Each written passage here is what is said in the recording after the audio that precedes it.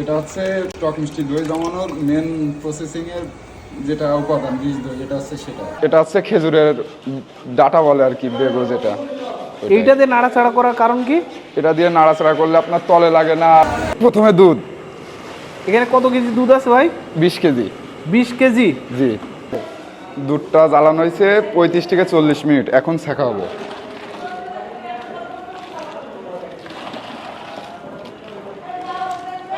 ভাই দুধটা আসলে ছেঁকার কারণ কি? এটা দুধে চাষি থাকে, ময়লা থাকে, এটা ছেঁকে নেওয়া হয় এই কারণে।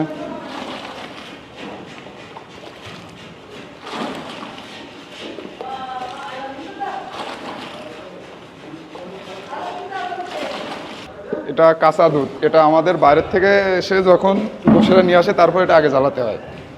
ভাই এই যে আপনার হাতে দেখতে পাচ্ছি একটা লাঠি মতন,